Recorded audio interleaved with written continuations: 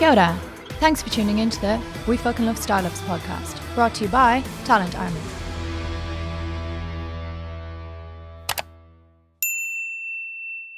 Hey everyone, Troy Hammond here, and welcome back or welcome to the We Fucking Love Startups podcast.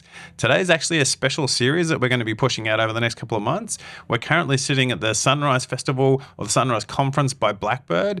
It's a conference for founders to hear the stories of other founders and really help network, uplift, read the playbook and hear the playbook from other founders. So it's quite a unique series that we're pushing out. They're going to be shorter episodes, 30-minute episodes, really amazing guests, and so I hope you really enjoy them. On this episode, we're chatting with Justin Teo, or JT for short. JT is an Aussie living and working in Sydney. He works for a company called 𝐬𝐭𝐳, which is a health tech startup really doing big things in Australia and the world. And so we talked to him about how they're expanding globally and what he's personally doing to help with that. I hope you enjoy.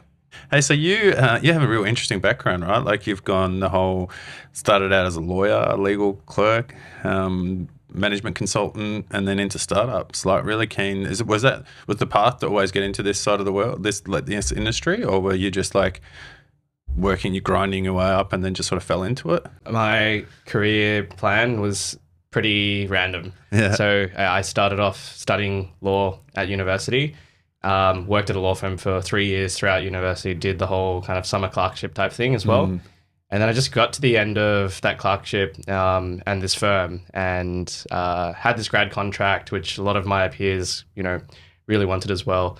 And I just didn't feel super excited about how I was going to spend the next 40 years of my life. So I ended up doing some soul searching, applying to a bunch of different jobs as well. And consulting just happened to be one of the things that I applied for. Actually, a friend at the time, I'd never considered a career in consulting, and a friend at the time sort of pushed me in that direction. And yeah, the interview process was a bunch of case studies and interviews and things like that. I was just talking about business, and I really enjoyed it and ended up getting an offer and decided that was going to be a good place to start my career. I did that for about 3.5 years and actually tried to leave a couple of times, but the first time I left, I was going to take a gaming scale-up job in Singapore. And a little fact about me is I used to be a Singaporean citizen. Like my parents gave me that by descent. Yeah. And in Singapore, if you're a male, when you turn 21, you need to serve in the army. So I had to make a decision between being a Singaporean citizen or an Australian citizen, and I chose to keep my Australian citizenship. So what that effectively meant is I could never work and live in Singapore again. Oh, stink. And so I missed out on that job just narrowly. And then a couple months after that, COVID happened. So I decided to sort of stay put for a couple of years, came out of COVID. Doing consulting through COVID was pretty tough. Just like very long hours and kind of like and you in were the confines. Like Bain too, right? Like a big consulting company, right? Exactly. Started off at Bain Company. So really, really great culture, really great training, but was really tough during COVID and clients definitely expected a lot. Yeah. When I came out of COVID though, I had this amazing project in Brizzy.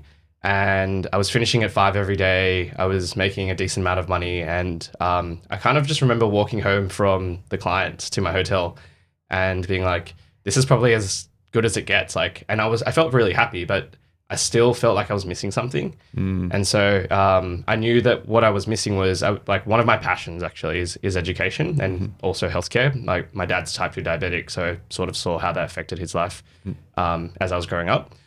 And yeah, I took 2 or 3 months off to try and start my own edtech business, and it was really hard. In Sydney? In Sydney, exactly. So I was talking to, at the time, like a few tutoring centers, trying to do some sort of play on data and reporting to help them optimize operations and things like that. And we did a few pilots, but what I wasn't expecting was a lot of the back office admin, and all the internal operation stuff. And what I kind of walked away from that experience realizing is I didn't really know how to build an amazing business. What I had spent a lot of my early career doing was learning the fundamentals of how to optimize okay businesses and trying to make them a little bit better. And so I started interviewing at a bunch of startups. At that time, it was 2021.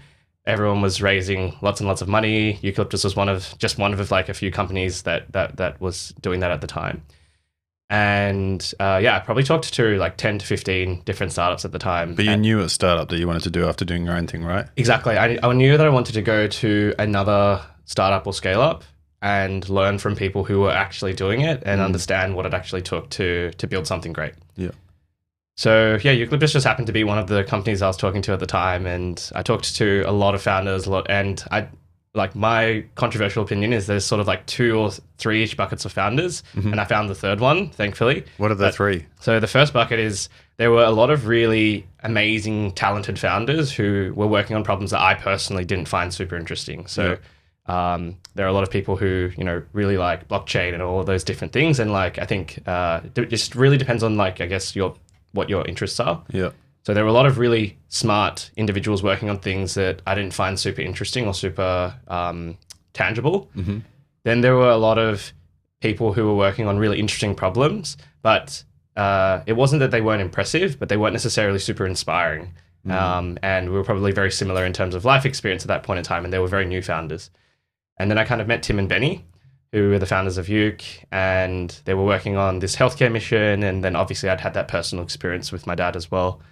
And it was just kind of like this right fit. Like it was just this thing where I felt like nervous about the opportunity and whether I was going to get it. And they grilled me pretty hard in the interview. But then when I got it, I was excited. And I'd actually felt that feeling before when I left law and I started in consulting. So I knew that it was like this good feeling, this combination of nerves. My daughter calls that nervciting. Nervciting. Yeah, I love that. Yeah. And I think I think it's like I've just learnt to trust my intuition a little bit more over the years as well. And that feeling is always like a sign that you're onto something good. So that was. So what was it about the guys that really like struck a chord with you? Yeah, I think from the first conversation, just like their ability to like very directly get to know you. There weren't any real barriers. There was like a lot of there was no facade, and I kind of felt like I trusted and I knew who I was dealing with. I think that nervous feeling as well. I think from that first interaction, they asked me some questions that so many people had never really been willing to engage with, and that was quite refreshing. Felt like I was going to be challenged, and then at the same time, at the end of those interactions, I walked away feeling quite uplifted in the sense that like even though they knew so much more than me, they were genuinely curious to hear what my thoughts and opinions were on a bunch of things that they were thinking about at the time. Yeah. And so it was this nervousness of sort of, I guess, being amongst people who were doing things that I really wanted to learn about. And then at the same time, this excitement and feeling like I could add value or, I guess, help them move their mission forward as well. So what value, it's obvious to me, right? Because I've interviewed a bunch of people that have come from management consulting into startups, totally. And there's so many great skills that you can bring in, right? But for people listening to this, what skill sets like were really valuable that you could bring in? Yeah, totally. When I joined, the things that I thought I was going to bring were completely different to the things that I ended up doing, which is probably something you hear a lot as well. Mm-hmm. But a little backstory on Bain Company. So there are sort of 3 big management consulting firms, and Bain Company is known for being the party one. So a lot more investment or intentionality around culture and connectivity and how to, like, I guess, the consultants in the cohorts actually, I guess, support each other. Mm-hmm. So that's a long-winded way of saying just that we thought a lot about the people experience and a lot about hiring and a lot about onboarding, etc. And so when I came to Eucalyptus at the time, Benny hired 3 of us from Bain, and one of them, James Rankin, he's actually a Kiwi originally. Mm-hmm. He was looking into what's now known as our weight management program. So I'll talk a little bit more about that if you're interested later, but essentially it's our biggest brand now. Mm-hmm. And another girl named Rebecca, she was looking to take that brand to the UK. So that was like our first international expansion. I was actually brought in to do essentially what was a copycat of PillPack by Amazon in America. So like lots of old people, they have many, many different medications, and a lot of the times it's easy to mix up, it's easy to forget to take your medications, and a lot of them then end up getting admitted to hospital. So we were looking to do a version of that in Australia. But one of the things that I think whenever we get more focused at Eucalyptus, we do really, really well. And so at that point in time, what we realized was we were launching too many new things. And so my brand ended up getting killed. But I asked enough annoying questions to Benny and Tim about, what's our mission? Is it still the same mission? Do we still have the same values? Do we still have the same ways of working as when you guys started the company 2 years ago? Because all of those things look a little bit dusty. And actually now, what was a merry band of four guys is now like this company of 100 people, and now it's 400 people. And so at that point in time, I asked enough annoying questions, and we didn't have a head of people, and they were like, hey man, this brand, we might need to put it on ice for a bit, but actually, do you want to help us build up the people function? And so all of that experience from Bain, like I never came into 𝐬𝐿𝐵 thinking that I would take a role in people, but it came... The best people are people that haven't studied it, in my opinion. Yeah, I totally agree with that in hindsight as well. But I think I just had this passion for wanting to make it an awesome place to work, wanting to make it a place where people could start and continue their careers for a very long time, because we had a lot of intentionality around learning and development and progression and pathways, etc. So yeah, I ended up spending 6 months in the people team, building out the talent function, building out people operations, and then also eventually setting up an operation in Manila so that we could help to scale a lot of our back office functions. Awesome, man. Awesome. So what is 𝐬𝐿𝐵 then, for people that are listening to this, Kiwis, right? And what 𝐬𝐿𝐵 is a tree for a start, but it's also a brand and a company in Australia. So can you give us your elevator pitch on what 𝐬𝐿𝐵 is? Totally. So we're a digital healthcare startup. Essentially what we do is we connect doctors, pharmacists, and aftercare support. So like dietitians, nutritionists, nurses and pharmacists as well, who provide a lot of attention as you take the medication or go through our coaching programs. And how we connect all of them together is we provide this platform where the patient data is essentially encrypted, protected, but then also able to be transferred between these different practitioners. Patients typically access our program on their phone or on a browser, but they can do that all from the comfort of their living room. So they never have to actually leave their home to get access to treatment. And we do this around a very narrow set of conditions. So we have like a men's health brand pilot. We have a brand focused on reproduction and fertility and contraception, so kin. Yeah. We have one that's more focused on prescription grade skincare, so differentiated from the things that you can just get at your local pharmacy. And then our most recent brand, which is now actually almost 2 years old, 𝐬𝐿𝐵, started off as a brand looking to help women address like the side effects of menopause. There's been quite a lot of misinformation over the decades around hormonal replacement therapies and their effect in supporting women through menopause.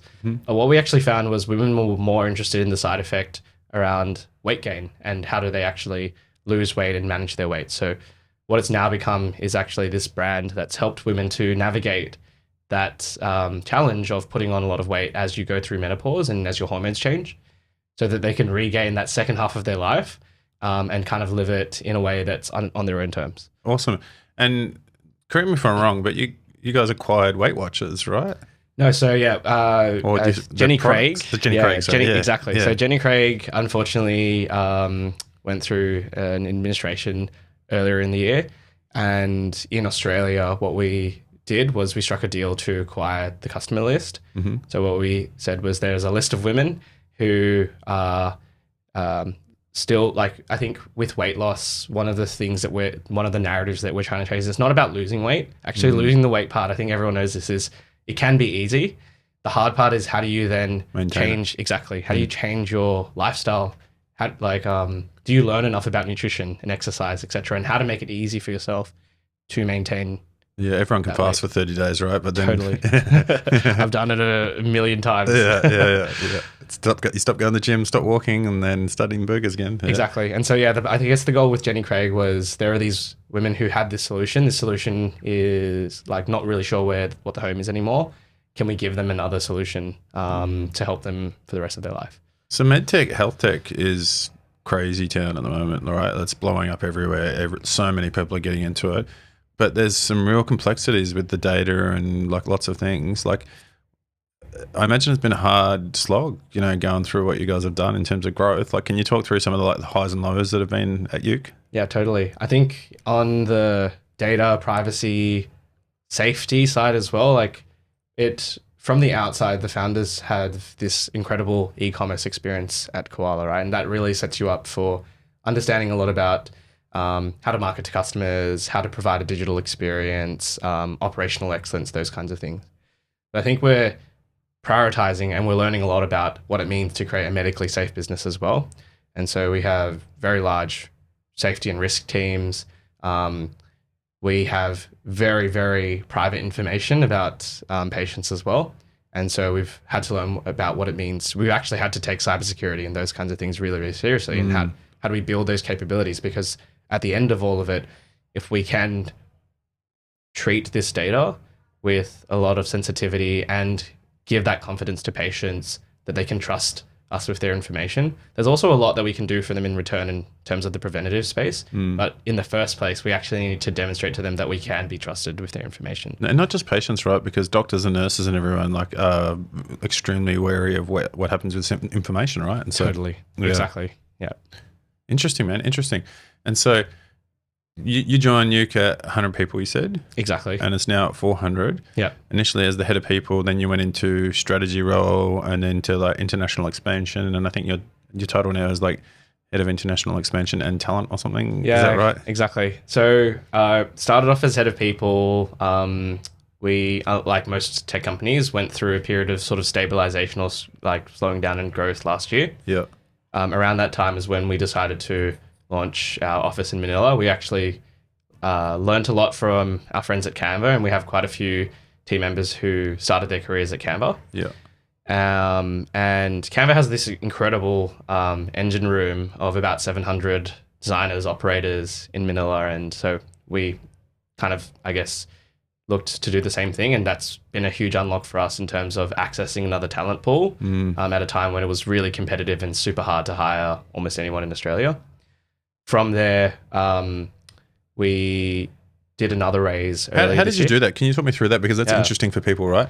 Because a lot of people offshore things, right? But then they don't do it right. And I think you have to have some strategy around how you offshore something. And so we actually don't really use the word offshore team or outsource team. Okay. It's not about like, I think, being politically correct, but we genuinely see them as a core part of the team. Yeah. I think it's one of those things where if you go to another market, a market that's typically used for offshoring, and you don't invest the time and the energy and the effort to find good people, like you will find not good people. Yeah. And so we spent a lot of time and set the bar extremely high in terms of what good looked like. And if you look hard enough, you will find good people. And then I think the second part of it is it's not just about finding the good people, but what we saw when we were going through Canva is you have to treat them well. You have to do everything that you would do as if that person was sitting in your core local market or HQ or whatever. So it's all the things around like, do they have an exciting and a comfortable place to go to work? Do they have a sense of community from the people that they work with? Are you investing in their learning and development? Are there career pathways for them? Do you give them feedback? Like, it sounds like all the basic stuff, but we walked through a few different providers, and there are a lot of really less good operations in the Philippines, and that's just because they're not set up to invest in people. Yeah, agreed. And I mean, Manila, like the Philippines, in general, such sweet, lovely people, right? Like for a start, like. And I think one of the really interesting things as well is as we started to broaden our horizons and be a bit more open to it, you start to realize a few things. Like, so in Australia, I grew up in the West, and in most of the hospital systems, actually, a lot of the nurses are Filipino. And these are just sort of things that, like, they're just kind of facts of life. You don't really think about them too much. But then when you look into the data, right, actually, per capita, the Philippines has 4 times as many nurses per capita as Australia. So it kind of makes sense that a lot of Filipino nurses, migrate to Australia and like build their careers there. But they also produce a lot of nurses in schools. And then when you look at sectors like CX, customer service, they have entire industries built around these capabilities. Whereas I think in Australia, a lot of people who go into CX initially, they might be a university student just kind of looking for a casual part-time job. Yeah. You do have like occasional CX leaders who build careers in CX, but the talent pool is actually very small. And so in the Philippines, you have access to this whole industry of veterans who've been doing customer service for 30 years, and that's their core craft. And so, they're just like, I think, these really interesting opportunities to tap into really deep pools of talent in capabilities that aren't necessarily what Australia is strong at. So talk me through, like, how long you been at Ute now?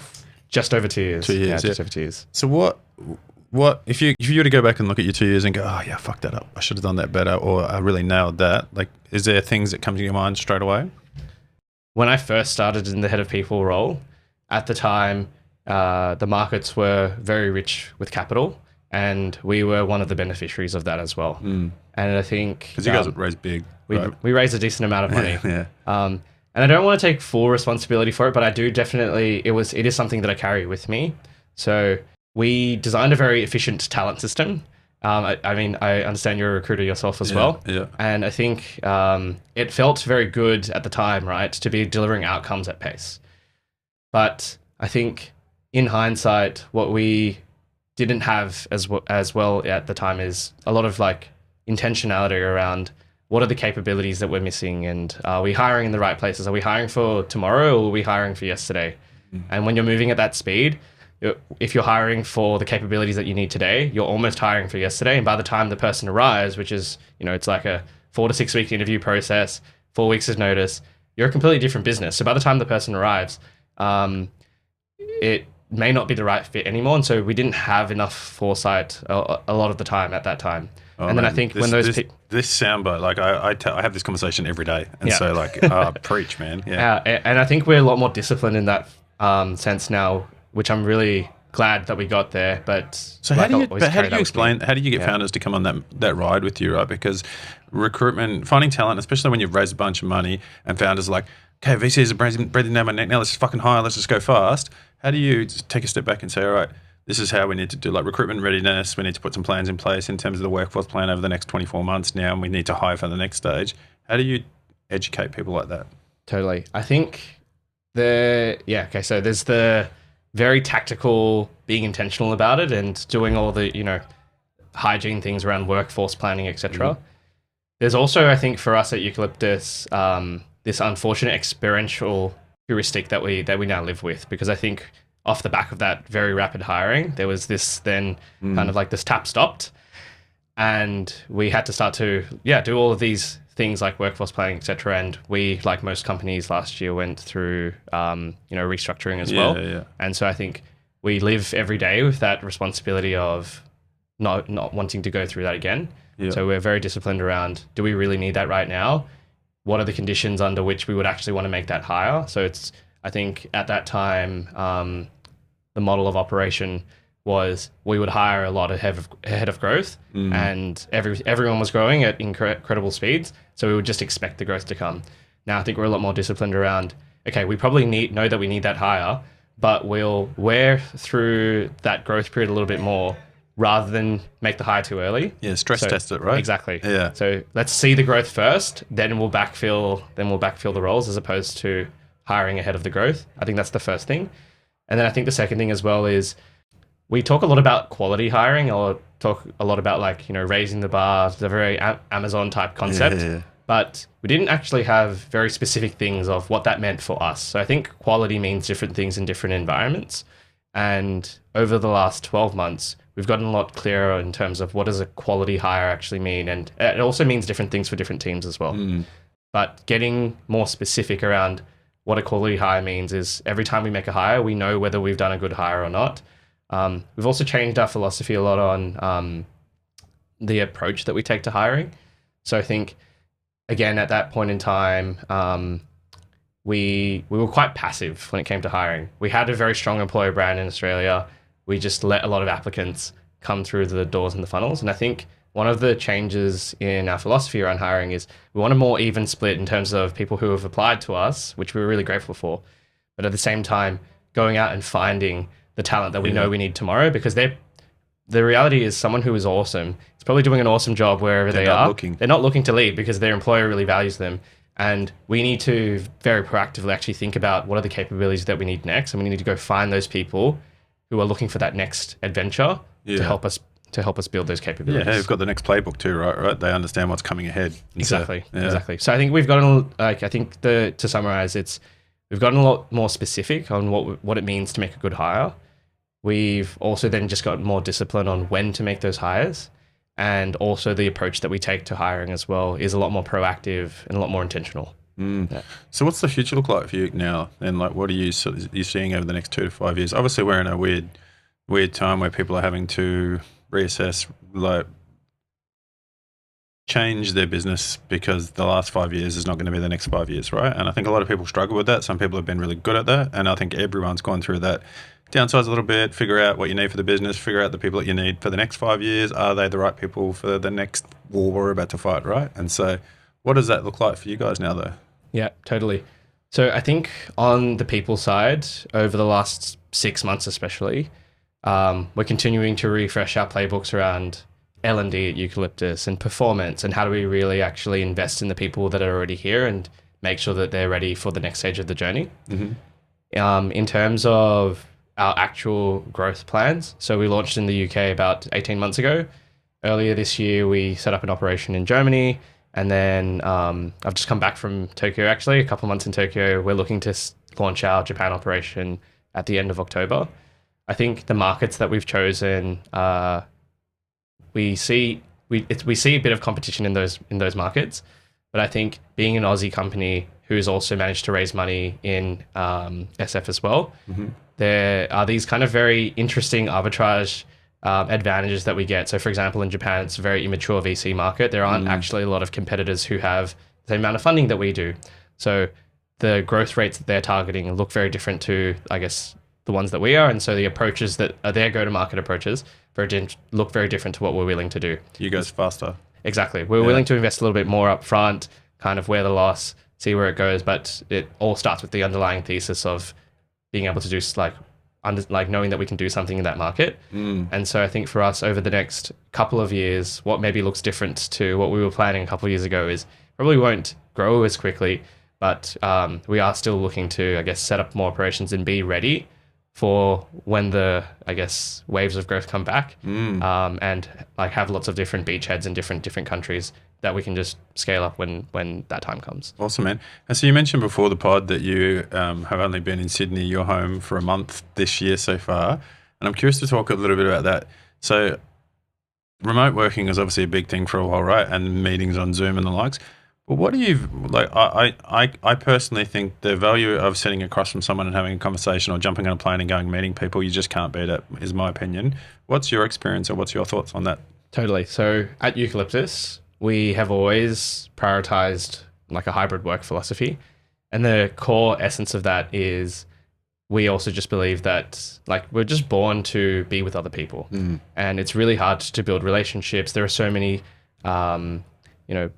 things that aren't said. So like I think something like 80% of communication is nonverbal. And it's just being able to understand and feel the, I guess, different signals in the room. So being in Japan and working remotely with the team was definitely challenging, but I think the trade-off there, you're always trading something off. The thing that we were trading off in favor of was being able to be in the room with a lot of the vendors that we were trying to build relationships with. And I don't actually speak a word of Japanese. I had to learn quite a bit. Arigato. Over the couple of months that I was there. I was very fortunate that we made a really opportunistic hire, guy who had moved from Japan to Australia 10 years ago. And then we just had a very serendipitous series of connections that led us to an eventual advisor who opened a lot of doors for us in Japan. But even with that advisor, who was pretty deep in the pharmaceutical industry, he couldn't do that much because he wasn't from 𝐬𝐿. And so just being in the room, not really saying anything, but being present, sent a very strong signal of respect, and also that, they were worth our time. And that was the main reason why I ended up staying in Japan a little bit longer. Interesting business market there, Japan, isn't it? It's like very really different. Built on respect. Totally. Yeah. Actually, it's and tradition. Exactly. And I think, I think what a lot of foreign companies don't realize as quickly, and then they learn it eventually, and then things start to, go in their favor, is most of the first couple of meetings that we went to weren't real meetings. In the sense that, in an Australian context, or even when we went to Germany, for example, in a more Western context, you go to the first meeting and you're there to talk business, and you get into the numbers. And if you're really depending on your style, you might already just have like a draft contract sent by the end of that first meeting. In Japan, the first meeting is literally just like getting to know you. Can I actually trust you? A lot of the business there is done based on trust. And they do other things, like they'll check like your corporate filing and see how much capital you've registered with and what's the address and are you located in a dodgy neighborhood. And all of these very, very small things that are, they seem a little bit unusual, but it's all about actually understanding who is this person that I'm about to do business with and can I trust them? And I love that, right? Because it's long-term partnerships versus short-term gains, right? And so that's like, why wouldn't you go to that effort if you've got a partner saying, hey, we want to come with the long haul? Totally, exactly. And I think, that's probably the biggest difference between going to Japan and when we launched in Germany. When we launched in Germany, there were still a lot of unknowns for us at that time. And we were like, we'll start up ways, we'll figure it out as we go. With Japan, it interestingly hasn't taken that much longer. But I think just in the way that we prioritized what we did in the setup of Japan, feel a lot more comfortable, a lot more confident that we've got something there that will, be a bit more lasting, because the depth of those relationships will carry us through, the first 6-12 months of the journey. And then there'll probably be a different set of challenges that we'll figure out at that point in time. But I feel a lot more comfortable and confident about, like the first 6 to 12 months of Japan. Awesome, man. Hey, thanks so much for coming on, man. I'll let you get out there and enjoy the rest of the Sunrise Festival today. What are you hoping to achieve out of today? Yeah, I think it's my first time to New Zealand, actually. So really excited to just, I enjoy the city, meet a lot of different people, understand what the startup landscape is like in New Zealand as well. And then I think... Are you hanging around at all afterwards? Or? I will be. Yeah, very fortunate to be here with Deal. So like looking to just also give back and share a little bit more about the journey as well. Yeah, awesome. Hey, thanks so much for coming on, buddy. Thanks for having me, Troy. Cheers. Cheers. Thank you so much, JT. That was awesome, buddy. Really appreciated chatting to you. Some really good lessons in there. Some really good lessons about international growth, which I think is cool for Kiwi companies. And so if you're only coming for the first time today, or if you've been here before and you're not subscribing or following, now's your chance to do it. Jump down there right now and push that button, because we've got a bunch more of these podcasts coming out and I don't want you to miss them. Until next time, thank you.